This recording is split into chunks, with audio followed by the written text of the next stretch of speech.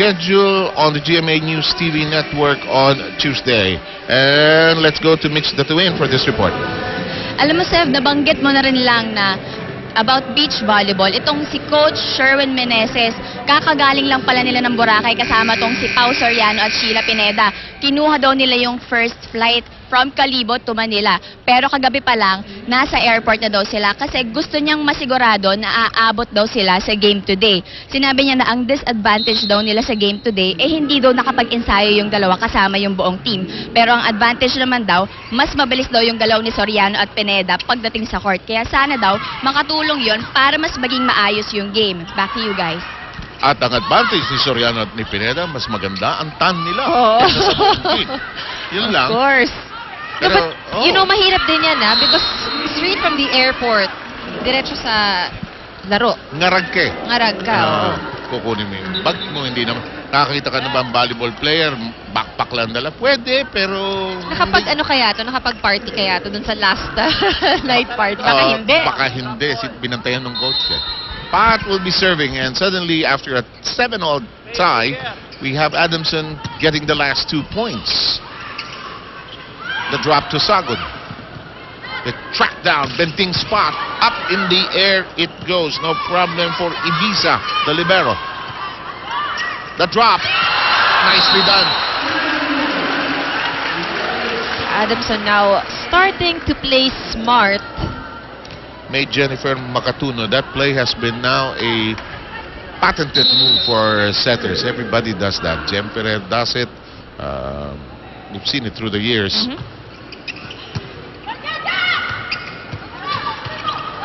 It's in the air. Block. Guevara was jammed. Single block. Let's take a look at that again. Basang-basa. Huli, no? Kitang-kita.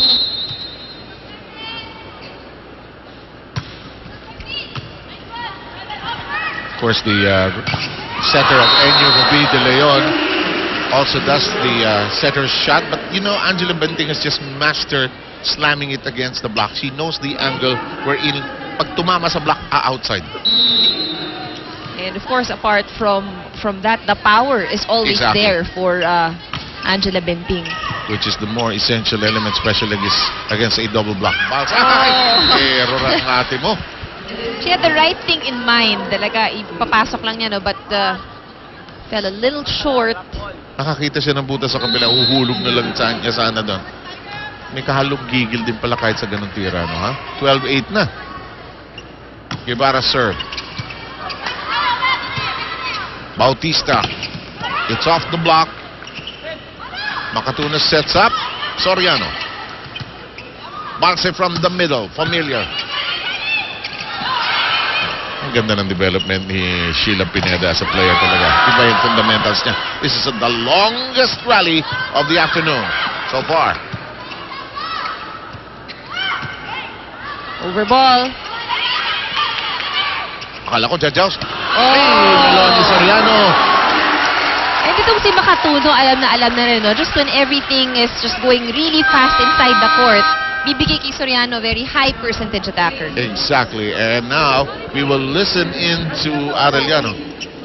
He's complaining, the coach is complaining about the buzzer not functioning. He's been asking for a time. Let's listen. So, ang gagawin mo, yung block mo naka-display lang. Anong gagawin mo? Ipapasok mo yung kamay mo kasi yung pinapadaan ng bola. Kaya naman sa likod, pinapacheck mo yung bola. Kaya lilisan mo, basahin mo, wag ka sumiksik agad sa harap. Okay? Oh. Kunin niyo yan, isa-isa na. Ayaw na. Last word lagi ng coach, optimism talaga. No? Ito ang games natin sa Tuesday. Letran San Sebastian in an NCAA battle. We'll have NU against Perpetual in the opener, in fact.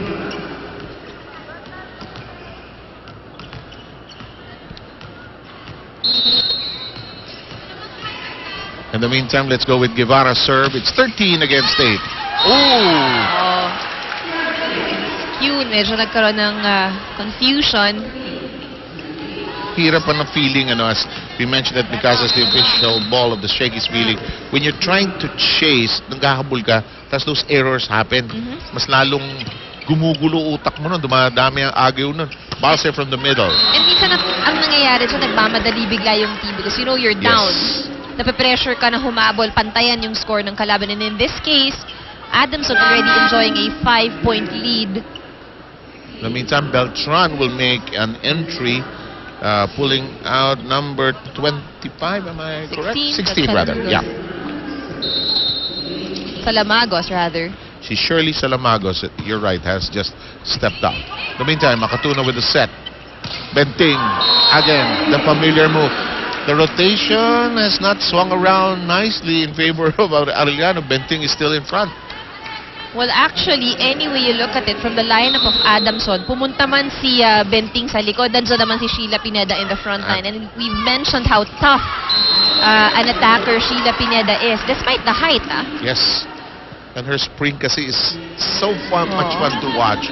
And Pineda and Soriano, as Mitch reported, coming from a beach volleyball tournament, which Adamson supports wholeheartedly. Makatuno recycles Pineda.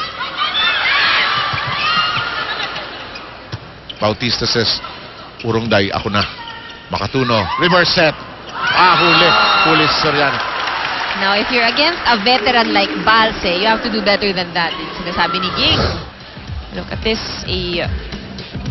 Well, na-commit na siya, pwedeng hulugan no? It's actually Henson. Yung, si Got Henson it. nakadali, no, ha? 11, serving against 15. That's down and out.